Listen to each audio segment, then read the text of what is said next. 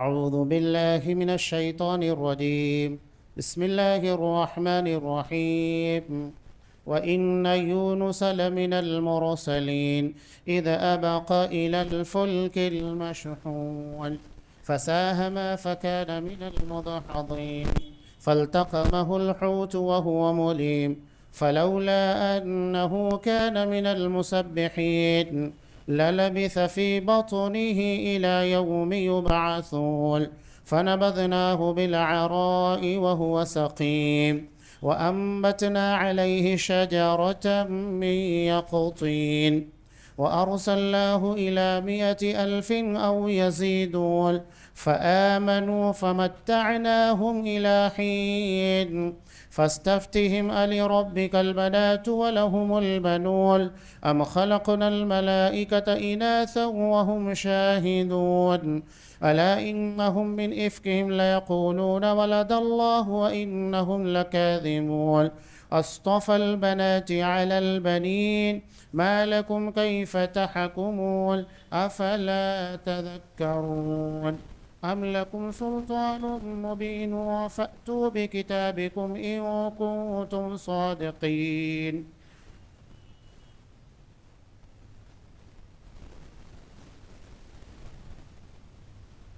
اور بلا شبہ یونس علیہ السلام نبیوں میں سے تھے.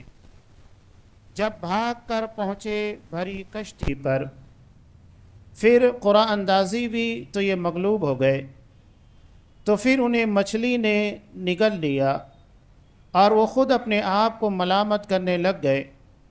پس اگر یہ پاکی بیان کرنے والوں میں سے نہ ہوتے تو لوگوں کے اٹھائے جانے کے دن تک اس کے پیٹ میں ہی رہتے.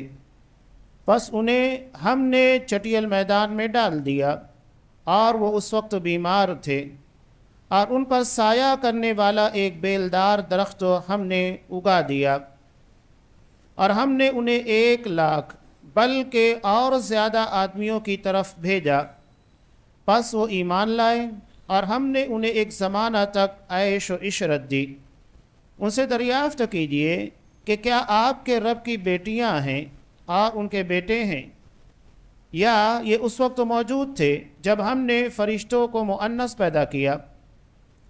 آگاہ رہو کہ یہ لوگ صرف اپنی بہتان پردازی سے کہہ رہے ہیں کہ اللہ تعالیٰ کی اولاد ہے، یقیناً یہ محض جھوٹے ہیں.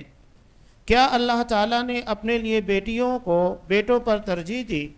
تمہیں کیا ہو گیا ہے؟ کیسے حکم لگاتے پھرتے ہو؟ کیا تم اس قدر بھی نہیں سمجھتے؟ یا تمہارے پاس اس کی کوئی صاف دلیل ہے؟ تو جاؤ، اگر سچے ہو اپنی کتاب لے آؤ. سورہ صافات آیت نمبر 139 سے آیت نمبر 157. محترم حاضرین، عزیز ماں اور بہنوں، پیچھے کئی انبیاء کا واقعہ بیان کیا گیا اور اس کے بالکل اخیر میں حضرت یونس علیہ السلام کا واقعہ یہاں ذکر کیا گیا ہے. قرآن نے ان کے نام کے پر ایک مکمل سورہ نازل کی ہے، سورہ یونس، جو کہ 11ویں پارے کے اندر ہے. وہاں ان کے قوم کے واقعات کو کچھ تفصیل کے ساتھ بیان کیا گیا، یہاں اختصاراً ہے. اللہ ارشاد فرماتا ہے کہ بلا شبہ یونس علیہ السلام بھی نبیوں میں سے تھے. حضرت یونس علیہ السلام نینوا نامی بستی، جو کہ ملک شام کا ایک علاقہ ہے، وہاں پر مبعوث کیے گئے تھے. اور نبی کریم صلی اللہ علیہ وسلم جب طائف گئے، طائف سے واپس آ رہے تھے، بہت نڈھال تھے، آپ کو لہو لہان کر دیا گیا. تو آپ شیبہ کے باغ میں گئے، انگور کا باغ تھا. تو وہاں پر اداس نامی ایک عیسائی غلام تھا، وہ کام کر رہا تھا. نبی کریم صلی اللہ علیہ وسلم جب وہاں پر گئے تو شیبہ نے آپ کے پر رحم کھاتے ہوئے آپ کے لیے انگور کا ایک گچھا اس کے ہاتھ سے بھیجایا. آپ صلی اللہ علیہ وسلم نے اس کو لیا اور بسم اللہ کہہ کر تناول کیا. تو اس کے بعد جیسے ہی اداس نے سنا کہ آپ بسم اللہ کہہ کر اس انگور کو تناول فرما رہے ہیں، تو اس نے کہا کہ آپ نے ایک ایسا جملہ کہا جو یہاں کے لوگ نہیں کہتے. اس کا مطلب یہ ہے کہ وہ بسم اللہ کہہ کر کھانا نہیں کھاتے تھے. تبھی تو اداس کو اس کے پر حیرت بھی. تب آپ صلی اللہ علیہ وسلم نے پوچھا کہ تم کہاں کے رہنے والے ہو؟ تو اس نے کہا کہ میں نینوا کا رہنے والا ہوں. تو کہا کہ اچھا، یہ تو میرے بھائی حضرت یونس علیہ السلام کا وطن ہے.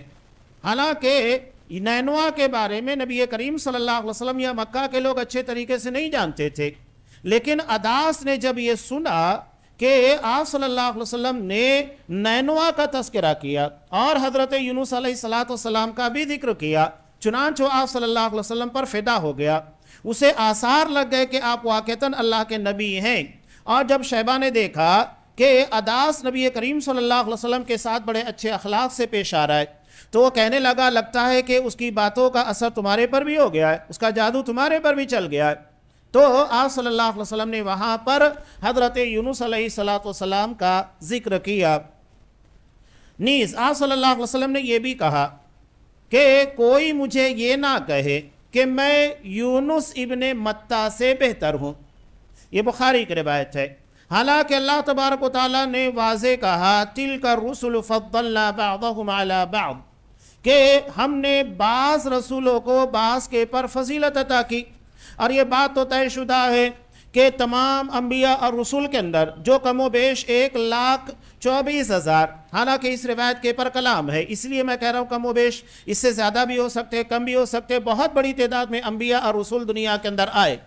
تو آپ صلی اللہ علیہ وسلم ان لاکھوں کی تعداد میں جو پیغمبر تھے، اللہ نے اس میں 5 اولو العزم پیغمبروں کو فضیلت عطا کی. قرآن خود کہہ رہا ہے تِلْكَ الرُّسُلُ فَضَّلْنَا بَعْضَهُمْ عَلَى بَعْضٍ، بعض کو بعض کے پر فضیلت عطا کی گئی ہے. لیکن اس کے بعد آپ نے یہ کیوں کہا کہ کوئی مجھے یونس ابن متہ سے بہتر نہ کہے؟ اس کی وجہ یہ ہے کہ آپ نے تمام نبیوں کے بالمقابل حضرت یونس علیہ السلام کا ذکر کیا.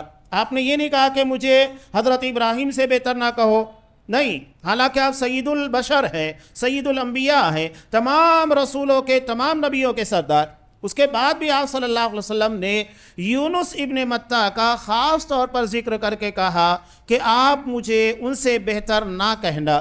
وہاں مسئلہ یہ نہیں ہے کہ آپ صلی اللہ علیہ وسلم ان سے بہتر ہیں، وہ تو ثابت ہے، لیکن اصل میں یونس ابن متہ کا تذکرہ کرنے کا مطلب یہ ہے کہ کوئی حضرت یونس کی تنقیص نہ کرے، اس لیے کہ انہوں نے اللہ کے حکم کا انتظار کیے بغیر بستی کو چھوڑ دیا تھا. تو اس بنیاد کے پر حضرت یونس کو غلطی کے دائرے میں لانا کہ ان سے غلطی ہو گئی لہذا آپ صلی اللہ علیہ وسلم ان سے بہتر ہیں، یہ ایک بہت گھٹیا مزاج ہے. اس لیے آپ صلی اللہ علیہ وسلم نے اس کو بین کیا. ہمارے یہاں بھی بعض لوگ یہ عوام میں چلتا ہے، تو علماء کے درمیان کمپیئر کرتے ہیں، موازنہ کرتے ہیں، وہ تو ایسا، وہ تو ایسا. اللہ نے ہر کسی کو جدا جدا علم دیا ہے. اگر تمام علماء ایک جیسے ہو جاتے تو آپ کو علماء کے درمیان علم اور دیگر درجات کا فرق کہاں سے محسوس ہوتا؟ یہ بیوقوفی کی بات ہے. آپ علماء سے استفادہ کیجئے گا، موازنہ مت کیجئے گا. آپ کا کام موازنہ کرنا نہیں ہے. آپ اتنے بڑے جج بن گئے یا تو اللہ بن گئے کہ علماء کے درمیان آپ کو فرق سمجھ میں آنے لگا کون عالم کتنا بہتر علم رکھتا ہے. آپ کو خود علم نہیں ہے، علماء کے درمیان آپ باتیں بتاتے ہیں. تو علماء سے استفادہ کیجئے، علماء کے درمیان موازنہ مت کیجئے گا. اللہ نے ہر کسی کو جدا جدا علم دیا ہے، جدا جدا صلاحیتیں دی ہیں، یہ آپ اس سے استفادہ کیے بہتر چیز ہے. ان کے درمیان ٹکراؤ پیدا کرنا، موازنہ کرنا، ارے وہ تو ایسا، یہ تو ایسا. ہمارے یہاں بعض لوگ کیا کرتے، جو آپ صلی اللہ علیہ وسلم نے کہا وہی عمل ہمارے درمیان بھی ہے کہ کسی عالم کی تعریف کرنا مقصود نہیں ہوتا ہے، بلکہ کسی دوسرے عالم کے سامنے بڑے علماء کا تذکرہ کر کے اس کی تنقیص کرنا، اس کو چھوٹا ثابت کرنا مقصود ہوتا ہے کہ اس کے پاس وہ ہنر نہیں ہے، وہ علم نہیں ہے، وہ انداز نہیں ہے، وہ لٹک جھٹک نہیں ہے. ہمارے یہاں بھی لوگوں کو چائنیز کھانوں کی طرح چائنیز تقریریں پسند آنے لگ گئی ہیں. لچھے دار تقریریں ہونا چاہیے، کانوں کو مزہ آنا چاہیے.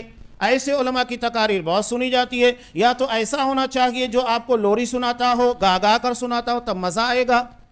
یہ دینی مزاج نہیں ہے. میں صاف کہتا ہوں، آپ صلی اللہ علیہ وسلم کا جو انداز تھا وہ ہمارے لیے اسوہ اور نمونہ ہے. جس انداز سے آپ نے خطابت کا فریضہ انجام دیا اسی طریقے کے پر ایک عالم دین کو چلنا چاہیے.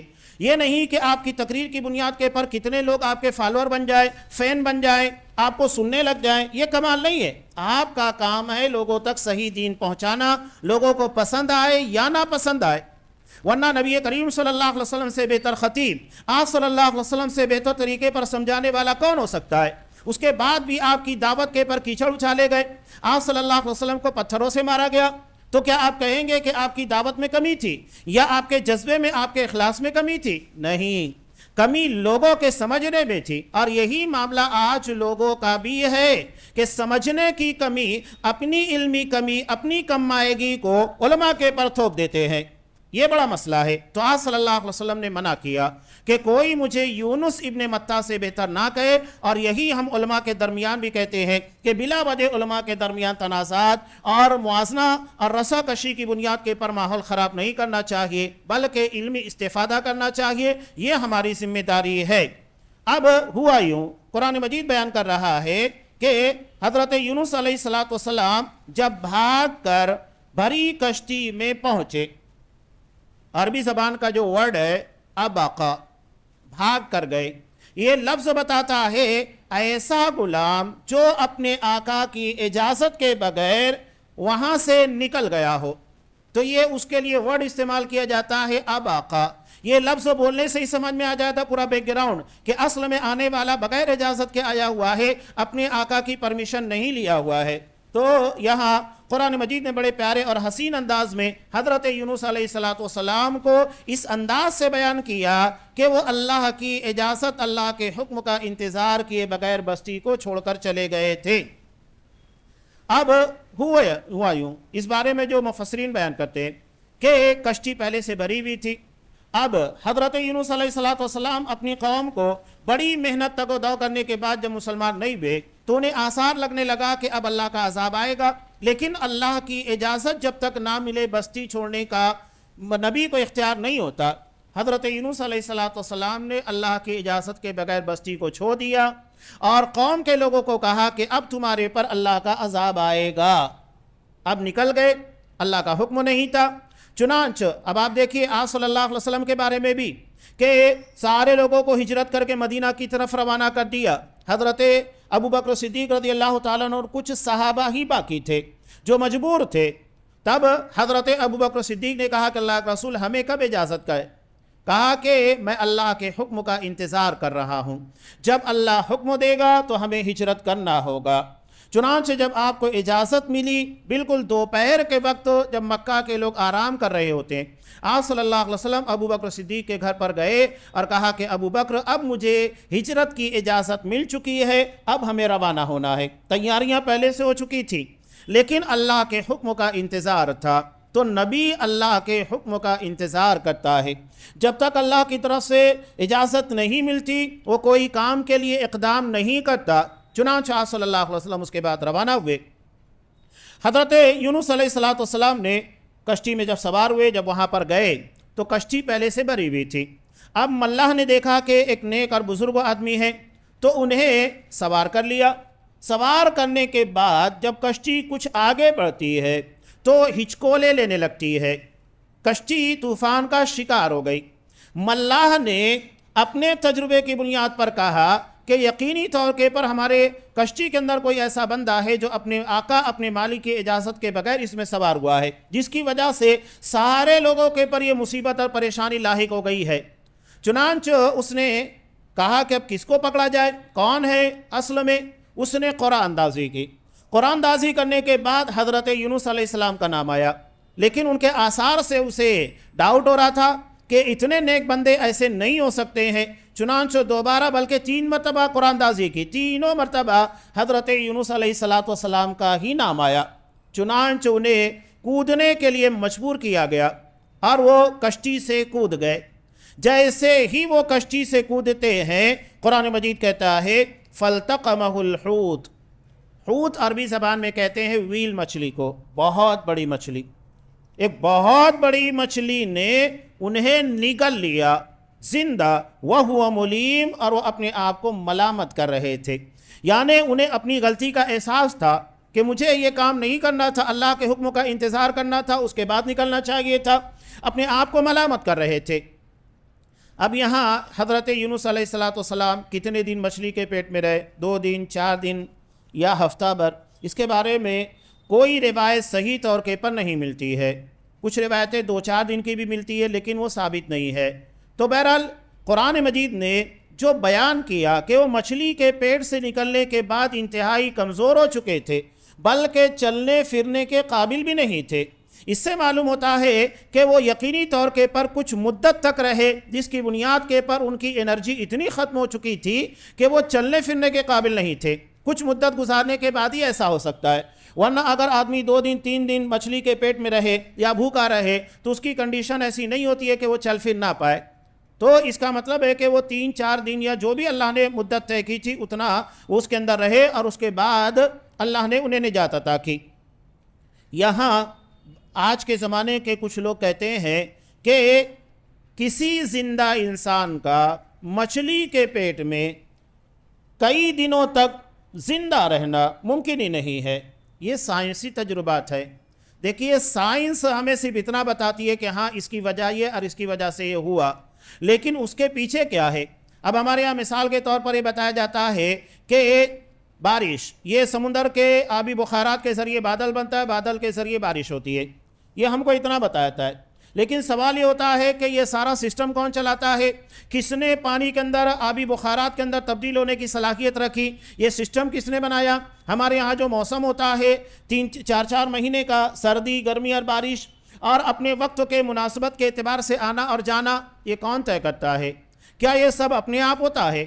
سائنس صرف ظاہری چیزیں دیکھتی ہے، حقیقت میں اس کے پیچھے جو طاقت کار فرما ہے، جو قدرت کار فرما ہے، اس کے پر بحث نہیں کرتی ہے۔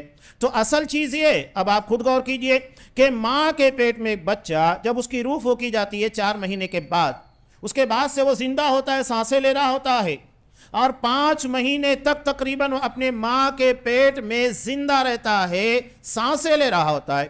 اب بتائیے اگر کوئی بچہ پیدا ہونے کے بعد دوبارہ تو اس کے ماں کے پیٹ میں داخل نہیں کر سکتے، لیکن کیا کسی ایسی جگہ اس کو رکھا جا سکتا ہے جہاں وہ 5 منٹ بھی بالکل قید و بند کی حالت میں رہ کر سانسیں لے سکے؟ مر جائے گا۔ لیکن اللہ کی قدرت دیکھیے کہ اس بچے کو ماں کے پیٹ میں 5 مہینے تک سانس لے کر زندہ رکھا، اور وہ ساری چیزیں پرووائڈ کی جو اس کو لگنا چاہیے تھا۔ یہ اللہ کی قدرت کاملہ ہے۔ سائنس صرف ظاہری چیزیں بتاتی ہے، اس کے پیچھے چھپی ہوئی حکمت، قدرت، اللہ تبارک و تعالیٰ کی عظیم کاریگری، اس کے بارے میں بحث نہیں کرتی ہے۔ تو یہاں بھی کچھ لوگوں نے کہا کہ نہیں یہ ناممکن چیز ہے۔ ہاں تو ناممکن ہے، معجزہ اسی کو کہتے ہیں جو ناممکن ہے، ہو ہی نہیں سکتا۔ انسان جس کے کرنے سے عاجز ہو، انسان کے بس میں ہی نہ ہو، اسی کو تو معجزہ کہا جاتا ہے، ورنہ اگر عام انسان اس کو کر لیں تو معجزہ نہیں ہوگا، اس لیے کہ اب اس کے بارے میں لوگ عاجز نہیں ہیں۔ معجزہ کا مطلب ہوتا ہے عاجز کرنے والی چیز، یعنی انسان کی قدرت اور طاقت کے باہر ہے۔ اب دیکھیے حضرت ابراہیم علیہ السلام آگ میں زندہ ہے، تو کیا یہ ممکن ہے؟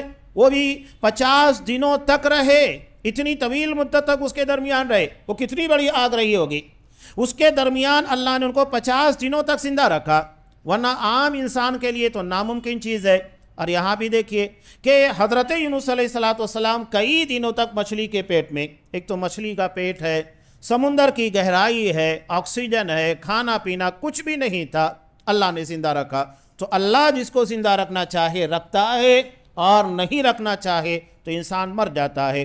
حالانکہ ماضی قریب میں کچھ مثالیں ایسی بھی آئی ہیں کہ کچھ لوگ ویل مچھلی کے پیٹ میں جانے کے بعد بھی زندہ بچ کر آئے ہیں، اور یہ بالکل قریب کا ایک واقعہ یہاں پر فہم القرآن جو تفسیر لکھی ہے، انہوں نے ایک واقعے کی جانب اشارہ بھی کیا ہے کہ اگست 1891 اس واقعے کی جانب انہوں نے اشارہ کیا کہ کچھ مچھوارے تھے جو ویل مچھلی کا شکار کرنے کے لیے گئے۔ مچھلی بہت بڑی تھی، 50 فٹ لمبی تھی اور 20 فٹ چوڑی تھی، بتائیے کتنی بڑی مچھلی ہوگی۔ حالانکہ اسے انہوں نے زخمی کر دیا، انجرڈ کر دیا، لیکن ان میں کے ایک ساتھی جو تھا جیمز بارٹلے، اسے مچھلی نے زندہ نگل لیا تھا۔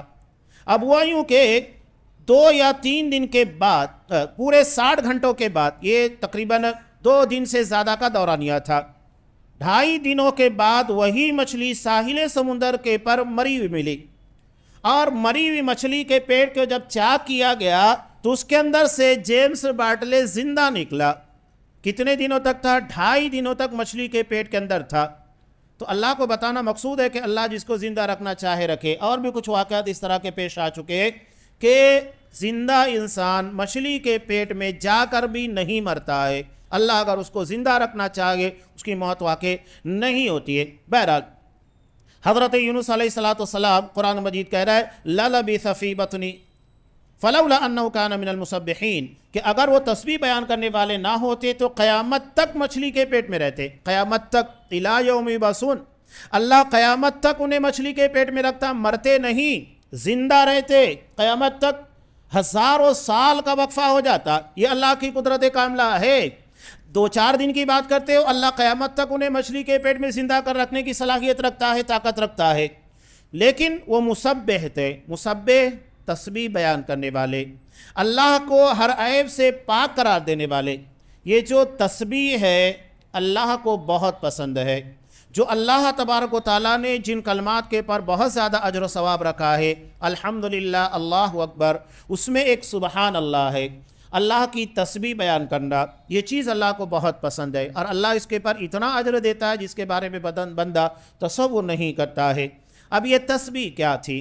تسبیح قرآن مجید نے سورہ انبیاء کے اندر نقل کی، لا الہ الا انت سبحانک انی کنت من الظالمین، کہ اللہ تیرے علاوہ کوئی معبود برحق ہے ہی نہیں، سبحانک، تو پاک ہے، بے عیب ہے، تیرے کسی عمل کے اندر اور تیری ذات و صفات میں کوئی عیب نہیں ہے، ہر قسم کے عیب سے مبرہ اور پاک ہے۔ انی کنت من الظالمین، حقیقت یہ کہ میں ظالموں میں سے تھا، غلطی مجھ سے بھی، خطا مجھ سے بھی تھی۔ یہ ایک بہت ہی جامع دعا ہے جس کی بنیاد پر حضرت یونس علیہ السلام مچھلی کے پیٹ سے نجات پائے۔ علامہ ابن تیمیہ رحمۃ اللہ علیہ اس کے بارے میں بیان کرتے ہیں کہ اس کے اندر 3 چیزیں ہیں۔ پہلا ہے توحید، لا الہ الا انت، اللہ تیرے علاوہ کوئی معبود برحق ہے ہی نہیں، یہ توحید ہے۔ اس کے بعد ہے تسبیح، یعنی سبحانک، اللہ تو بے عیب ہے، پاک ہے ہر قسم کے خطا، غلطی، عیب سے۔ اور تیسری چیز ہے اعتراف جرم، انی کنت من الظالمین، حقیقت میں ظالموں میں سے تھا۔ تو یہ 3 چیزیں اس دعا کے اندر لا کر جمع کر دی گئی ہے۔ اور سوچئے اس مچھلی کے پیٹ میں حضرت یونس علیہ السلام مسلسل یہی دعا مانگ رہے، کوئی اور نہیں تھا، ڈائریکٹ صرف یہی دعا مانگ رہے ہیں، اور اللہ نے اس کی بنیاد کے پر انہیں نجات دی۔ حالانکہ آپ دیکھیے دعا کے اندر مانگا کچھ نہیں جا رہا ہے، کچھ مانگا جا رہا ہے کچھ نہیں ہے، اللہ کی توحید بیان کی جا رہی ہے، اللہ کو بے عیب قرار دیا جا رہا ہے، اور اپنی غلطی، اپنے گناہ کا اعتراف ہے، مانگا کچھ نہیں گیا ہے۔ اس لیے کہ جو غلطی تھی اس کا اعتراف کر لینا ہی اس سزا سے اور اس عذاب سے نجات دے لینے کا ذریعہ ہے۔ دعا 2 قسموں کی ہوتی ہے، ایک دعائے عبادت اور ایک دعائے مسئلہ۔ دعائے عبادت یہ ہے کہ بندہ مانگتا نہیں ہے لیکن وہ عبادت کر رہا ہوتا ہے، اس کی جو حیت ہوتی ہے وہ اللہ کے سامنے مانگنے والی ہوتی ہے، زبان سے نہیں لیکن عمل کے ذریعے۔ نماز ہے، نماز دعائے عبادت ہے کہ بندہ اس میں مانگتا ہے لیکن ظاہری شکل یہ ہوتی ہے کہ وہ عبادت کر رہا ہوتا ہے۔ اور دعائے مسئلہ میں بندہ خاص مانگتا ہے، جس میں مانگا جاتا ہے، اس میں عمل شامل نہیں ہوتا ہے، آپ صرف اللہ سے مانگ رہے۔ جیسا کہ آپ مسجد میں داخل ہوتے ہیں، اللہم افتح لی ابواب رحمتک، دعا مانگ رہے ہیں، اللہ میرے لیے اپنی رحمت کے دروازے کو کھول دے، تو مانگ رہے ہیں، آپ وہاں کوئی عمل نہیں کر رہے، صرف مانگا جا رہا ہے، تو وہ دعائے مسئلہ ہے، یعنی وہ دعا جس میں مانگا جا رہا ہے، طلب کیا جا رہا ہے۔ اور دعائے عبادت میں عبادت ہے، عمل ہے، اور اس کے ساتھ کچھ مانگا جاتا ہے، یہ دونوں کے درمیان ہلکا سا فرق ہے۔ اور یہ لا الہ الا انت سبحانک انی کنت من الظالمین، یہ بھی دراصل دعائے عبادت ہے، ذکر کے طور پر کیا جا رہا ہے، مانگا نہیں جا رہا ہے، تو یہ دعائے عبادت کے اندر شامل ہے۔ اب ہمارے یہاں ایک مزاج بنا ہوا ہے، کیا مزاج ہے؟ کوئی مصیبت اور پریشانی آئی تو چلو 1,00,000 مرتبہ تسبیح یعنی لا الہ الا انت سبحانک انی کنت من الظالمین، اس کا اہتمام کرنا چاہیے۔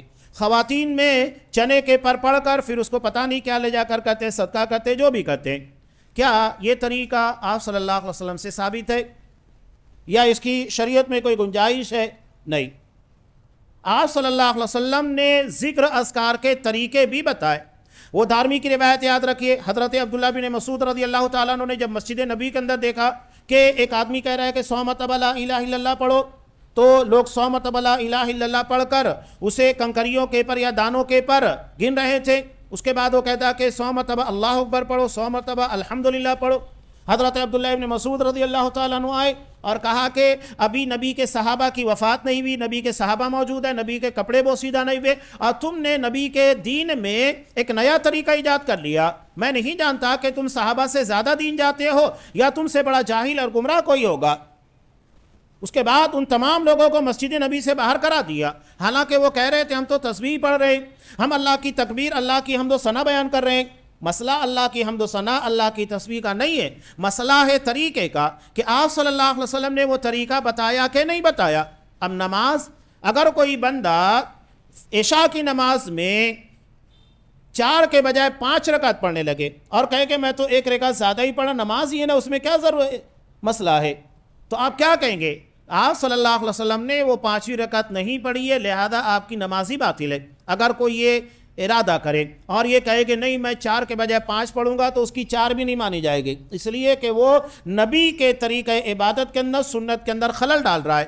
اور یہی مسئلہ آپ سجدوں کا لیجئے، بہت عظیم عبادت ہے، تو کیا اس کا مطلب یہ ہے کہ آپ 1 رکعت میں 2 کے بجائے 3 سجدے کریں گے، 4 کریں گے اور کہیں گے نہیں سجدہ بہت اچھی عبادت ہے، اللہ کے قریب ہو جاتا ہے بندہ اور اللہ اس وقت تو دعائیں سنتا ہے، تو کیا آپ 2 کے بجائے 3 کریں گے؟ نہیں، کیوں نہیں کریں گے؟ کوئی بھی عام آدمی کہے گا کہ اللہ کے رسول صلی اللہ علیہ وسلم ثابت نہیں ہے، لہذا نہیں کرنا چاہیے، تو ہم بھی یہی کہتے ہیں لا الہ الا انت سبحانک انی کنت من الظالمین۔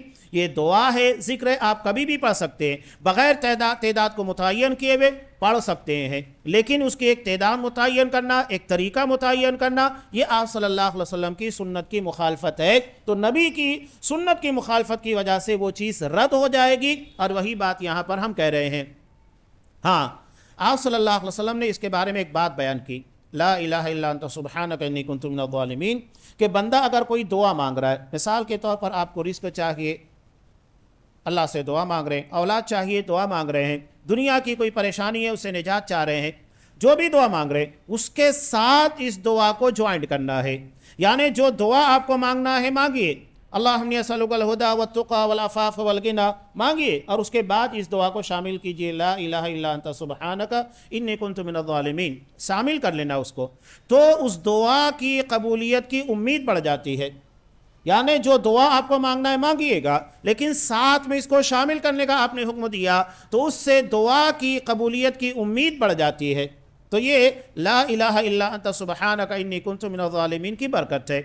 اب یہاں ایک بڑی اہم بات، حضرت یونس علیہ السلام بظاہر کچھ نہیں تھا، مچھلی کے پیٹ میں ہے اور بہت بڑی مصیبت میں، جہاں پر جان جانا طے ہے، بچنے کی کوئی امید نہیں ہے، کون آئے گا، کس سے سہارا مانگیں گے؟ وہاں انہوں نے کس چیز سے کام لیا؟ دعا سے، اور دعا کی برکت سے اللہ نے انہیں مصیبت سے نجات دی۔ تو دعا مومن کا ہتھیار ہے، جہاں کچھ بھی کام نہیں آتا وہاں دعا کام آتی ہے، لہذا اللہ سے دعا اسی انداز سے مانگنا چاہیے جیسا کہ آپ مصیبت میں گرے ہوئے۔ اس کے بعد دیکھیے امن یجیب المضطر اذا دعاہ ویکشف السوء، کہ کس طرح اللہ دعا کو قبول کرتا ہے، پریشانیوں کو دور کرتا ہے، تو یہ ہے۔ اس کے علاوہ ایک اہم بات کہ یہ دعا جس کی برکت سے حضرت یونس علیہ السلام اس پریشانی سے باہر نکلے، ہم بھی دیکھیں دنیا کی مصیبتوں میں گھرے ہوتے ہیں، کوئی انسان معاشی اعتبار سے پریشان ہوتا ہے، کوئی جسمانی اعتبار سے پریشان ہو کر مرضوں کے اندر گرفتار ہے، کوئی اور آزمائشوں کے اندر گرا ہوا ہے، تو ایسے میں جہاں مصیبتیں اور پریشانیاں ہم کو گھیرے ہوئے، اس کے شکنجے میں ہم اپنے آپ کو جکڑا ہوا پاتے ہیں، جس طرح حضرت یونس علیہ السلام مچھلی کے پیٹ میں جکڑے ہوئے تھے، تو اللہ نے اس دعا کی برکت سے ان کو نجات دی، تو یہ دعا ہم کو بھی دنیا کی پریشانیوں اور نجات دلانے کے لیے کافی ہے۔ ہم اسی امید کے ساتھ دعا مانگے جس امید سے حضرت یونس نے دعا مانگی، نتیجہ کیا ہوا؟ اللہ نے نجات دی۔ تو اللہ جس دعا کی برکت سے حضرت یونس کو نجات دیا اور مچھلی کے پیٹ کے باہر نکالا، جہاں امید نہیں تھی، توقع نہیں تھی، کوئی سوچ نہیں سکتا تھا، اللہ ہمیں بھی دنیا کے غم سے، پریشانیوں سے اسی طرح نجات دے گا اس دعا کی برکت سے، یہ اس کا فائدہ ہے۔ تو قرآن مجید کہہ رہا ہے فَنَبَذْنَاهُ بِالْعَرَاءِ وَهُوَ سَقِيمٌ، ہم نے انہیں چٹیل میدان میں ڈال دیا، اس وقت وہ بیمار تھے، چلنے کے قابل بھی نہیں تھے۔ وَأَنبَتْنَا عَلَيْهِ شَجَرَةً مِّن يَقْطِينٍ، اور ان پر سایہ کرنے والا ایک بیلدار درخت تو ہم نے اگا دیا۔ یقطین عربی زبان میں کہتے ہیں بیل کو، یعنی جو زمین کے پر ہوتی ہے، کدو ہے، نینوا ہے، کریلا وغیرہ ہے، تربوز وغیرہ، یعنی جو بھی بیل ہے اس کو عربی زبان میں یقطین کہتے ہیں۔ بعض لوگوں نے اس کو کدو کہہ دیا، حالانکہ کدو نہیں ہے، یہ یقین ہے۔ ہاں اس کی تفسیر کے اندر جو باتیں مفسرین نے بیان کی اس سے معلوم ہوتا ہے ان کے پر سایہ کیے ہوئے تھی، اور سایہ کرنے والی بیل ایک ہی ہوتی ہے۔ ہمارے ہاں جو آگرے کا پیٹھا بنتا ہے اس کے اندر جو پیٹھا استعمال کیا جاتا ہے، بڑے بڑے پھل ہوتے ہیں، اس کا جو پتا ہوتا ہے کافی بڑا ہوتا ہے، اور اس کی بیل جب اوپر چڑھنا شروع ہوتی ہے تو سایہ دار بن جاتی ہے۔ تو اس سے معلوم ہوتا ہے وہ ایسی بیل تھی جو ان کے پر سایہ کیے ہوئی تھی۔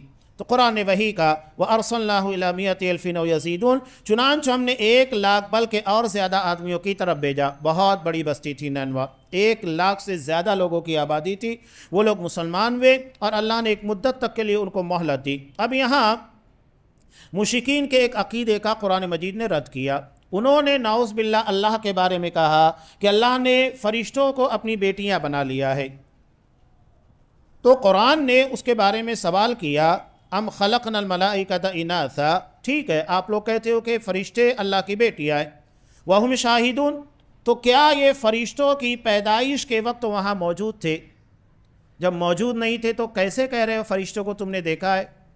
کیسے کہہ رہے ہو کہ فرشتے مؤنث ہیں اور فرشتے اللہ کی بیٹیاں ہیں؟ یہ سوال ہے، جب تک بندہ دیکھے گا نہیں تو گواہی کیسے دے گا؟ صرف سنی سنائی باتوں کی بنیاد پر کہہ رہے ہو کہ فرشتے اللہ کی بیٹیاں ہیں تو مان لیا جائے گا؟